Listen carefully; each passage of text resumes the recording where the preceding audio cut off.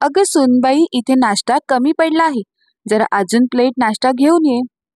माधुरीच्या सासूबाई तिला आवाज देऊ लागल्या. माधुरी किचनमध्ये नाश्त्याच्या प्लेट्स भरत होती. आज घरामध्ये पूजा होती, त्यामुळे सकाळपासूनच ती किचनमध्ये वेगवेगळे खाद्यपदार्थ बनवण्यामध्ये व्यस्त होती. तिच्या सासूबाईंनी तिला पूजा झाल्यानंतर सगळ्यांसाठी नाश्त्याची सोय पण करायला सांगितली होती. नाश्त्यामध्ये तिने समोसे, कचोरी आणि गुलाबजामुन बनवले होते आणि मार्केटमधून तिने फरसाण आणि वेफर्स मागवले होते. तसं तर माधुरीची इच्छा होती की समोसे आणि गुलाबजामुन सुद्धा मार्केटमधूनच आणावे, परंतु तिच्या सासूबाईंचं म्हणणं होतं की लोकांना सुद्धा माहीत पडलं पाहिजे की आपल्या घरात किती सारे खाद्यपदार्थ बनवले जातात आणि तसंही बाहेरचं तर लोक रोजच खातात. आज ते आपल्या घरी येतील तर आपल्या किचनमध्ये सुद्धा काहीतरी बनलं पाहिजे. अजून माधुरीला प्रसादाचा शिरा सुद्धा बनवायचा होता.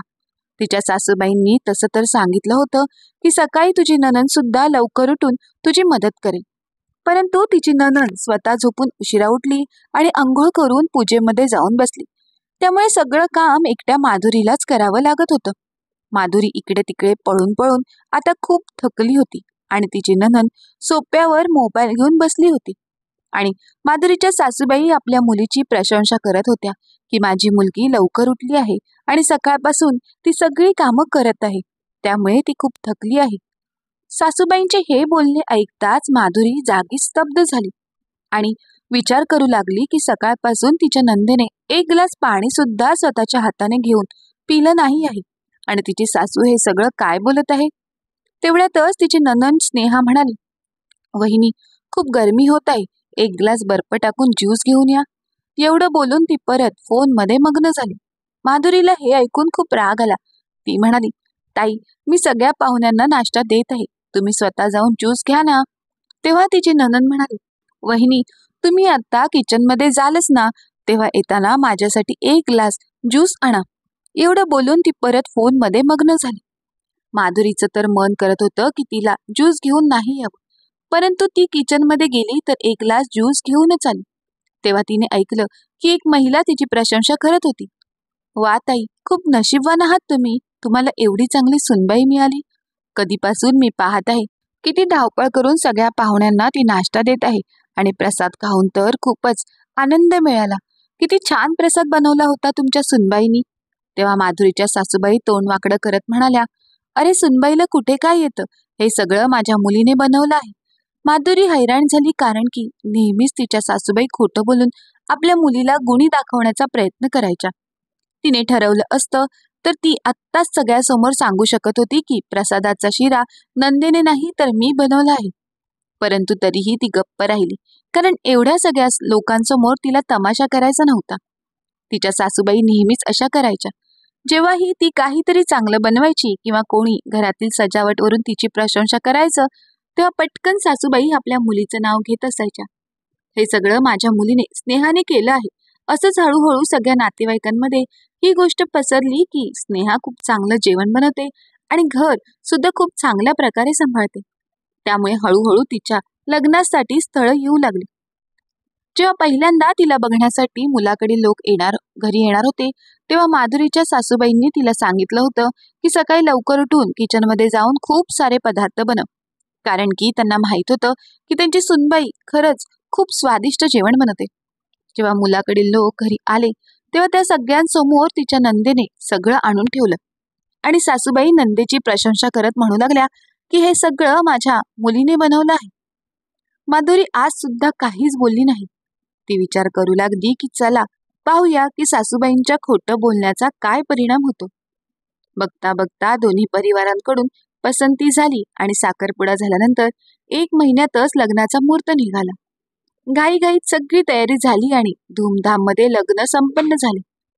स्नेहा आणि राहुलची जोडी खूपच छान दिसत होती. माधुरी सुद्धा आपल्या नंदेसाठी खूप खुश होती. जेव्हा स्नेहा आपल्या सासरी पोहोचली तेव्हा तिच्या सासूबाईंनी तिचं खूप चांगल्या प्रकारे स्वागत केलं. तिच्या सासूबाई खूप खुश होत्या की त्यांना एवढी सुंदर आणि सर्व गुण संपन्न सून मिळाली आहे. परंतु त्यांना कुठे माहित होतं की स्नेहा तर खूप कामचुकार आहे आणि ती अशी कामचुकार आहे की तिने घरातील कोणतेही काम अजून शिकून घेतलं नाही. वहिनी आल्यापासून तर स्नेहा दिवस रात्र मेकअप करण्यात आणि मैत्रिणींसोबत इकडे तिकडे फिरण्यात घालवत होती. किती वेळा तिला माधुरीने समजावलं होतं की थोडंसं तरी घरातील काम शिकून घे, परंतु स्नेहाने तिच्या बोलण्यावर कधी लक्ष दिलं नाही. तिचं लग्न ठरल्यानंतर सुद्धा माधुरी तिला रोज समजावत होती की सासरी जाशील तर पहिल्याच दिवशी काहीतरी किचनमध्ये खाद्यपदार्थ बनवण्याची विधी असते, तेव्हा तू काय बनवशील, काहीतरी शिकून घे. परंतु स्नेहा एका कानाने तिचं बोलणं ऐकायची आणि दुसऱ्या कानाने ते सोडून द्यायची. तर कधी म्हणायची की वहिनी, अजून तर खूप दिवस बाकी आहेत, लग्नाआधी मी थोडंफार शिकून घेईन. परंतु बघता बघता लग्न सुद्धा झालं आणि स्नेहा काहीच शिकली नाही. तिकडे तिच्या सासूबाई तर खूप खुश होत्या आणि आलेल्या महिलांसमोर आपल्या सुनेची खूपच प्रशंसा करत होत्या की माझ्या सुनेला तर सर्व काही बनवता येतं, माझी सुनबाई खूप गुणी आहे, ती तर जेवण एवढं स्वादिष्ट बनवते की लोक बोटं चाटत राहतात. आता त्यांचं बोलणं ऐकून सर्व पाहुणे म्हणू लागले की तुझ्या सुनबाईला काहीतरी स्पेशल बनवायला सांग. तिच्या सासूबाई विचार करू लागल्या की तसं तर स्नेहाला सर्व जेवण बनवता येतं, म्हणून त्या स्नेहाला म्हणाल्या, सुनबाई, तसं तर आज तुझा सासरी पहिला दिवस आहे आणि तू आज पहिल्यांदाच किचनमध्ये काहीतरी बनवणार आहेस. तसं तर जास्त काही बनवायचं नसतं, परंतु मी तुझी एवढी तारीफ केली सगळ्यांसमोर तर सर्व लोकांना तुझ्या हातचं जेवण खायचं आहे, म्हणून तू आज कचोरी आणि दम आलू बनव आणि सोबतच खीर सुद्धा बनव. आणि हा, तशीच खीर बनव जशी आम्ही तुला बघायला तुझ्या घरी आलो होतो तेव्हा तू बनवली होतीस. सर्व सामान किचन मध्ये आहे, तू तुझ्या नंदेला सुद्धा तुझ्या मदतीसाठी घेऊन जा, मी बाहेर पाहुण्यांना बघते. एवढं बोलून सासूबाई तर निघून गेल्या, परंतु स्नेहाच्या चेहऱ्यावर घाम फुटू लागला. स्नेहा किचन मध्ये गेली, तिला तर काही बनवता येत नव्हतं, तर ती विचार करू लागली की आता मी काय करू.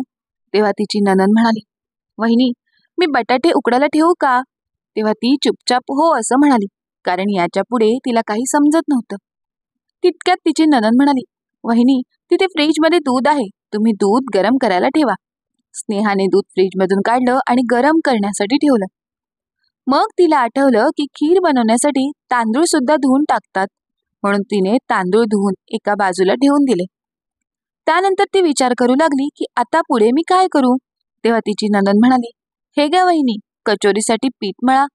आता तिने जसं पिठात पाणी टाकलं तर पीठ कधी पातळ होऊ लागलं, थोडं जास्त पीठ घेतल्यानंतर पीठ जास्त होऊ लागलं. तिला तर आता खूप रडू येत होतं. मी आता काय करू हे तिला समजत नव्हतं, कारण की ती मोबाईल सुद्धा रूम मध्येच विसरून आली होती, नाहीतर तिने आईला फोन लावून तिच्याकडून टिप्स काहीतरी घेतल्या असत्या. आता तिला खूप टेन्शन येऊ लागलं होतं. तिने बघितलं तर दूध आता तापलं होतं, त्यामुळे तिने पटकन त्याच्यामध्ये तांदूळ टाकले, पण माहित नाही कसं दूध फाटलं. हे बघून तिला आता जास्तच टेन्शन येऊ लागलं. तिच्या नंदेला सुद्धा जास्त काही येत नव्हतं, त्यामुळे हे सगळं बघून ती पण परेशान झाली आणि धावत जाऊन आपल्या आईला आवाज देत म्हणाली, आई, जरा इथे ये ना. तेव्हा स्नेहाच्या सासूबाई किचनमध्ये आल्या. तेव्हा किचन मधील दृश्य बघून त्यांनी आपलं डोकंच पकडलं आणि म्हणाल्या, अगं सुनबाई, तू हे काय बनवत आहेस. तेव्हा स्नेहा जोर जोरात रडू लागली आणि म्हणाली, आई, मला माफ करा, मला जेवण बनवता येत नाही. एवढं बोलून ती अजूनच जोरात रडू लागली. तेव्हा तिच्या सासूबाई म्हणाल्या, परंतु माहेरी तर तू खूप स्वादिष्ट जेवण व्यवस्थित बनवत होतीस, तुझ्या आईने तुझी किती प्रशंसा केली होती, मग सासरी येताच तू काही जेवण बनवायला विसरून गेलीस. तेव्हा स्नेहा रडतच म्हणाली की आई, सगळं माझी वहिनी बनवायची, मी तर कधीच काही केलंच नाही. माझी आई तर नेहमीच माझी खोटी प्रशंसा करत होती, त्यामुळे मी पण कधी किचनमध्ये काम शिकण्याकरिता लक्ष दिलं नाही, मला तर फुकटमध्ये प्रशंसा मिळत होती. एवढं बोलून तिने तिची मान खाली केली. तेव्हा तिच्या सासूबाई परिस्थिती सांभाळत म्हणाल्या, अच्छा ठीक आहे, काही चिंता नाही, आज सगळं जेवण मी बनवते, परंतु तू वचन दे की हळूहळू तू सगळं जेवण शिकण्याचा प्रयत्न करशील, कारण इथे सासरी असं काम चुकारपणा चालणार नाही. आणि आता असं तर होणार नाही की मी नेहमी जेवण बनवेल आणि प्रशंसा मात्र तुझी होईल. स्नेहाला तर पहिलेच लाज वाटत होती, त्यामुळे ती आता फक्त मान हलवत हो असं म्हटली.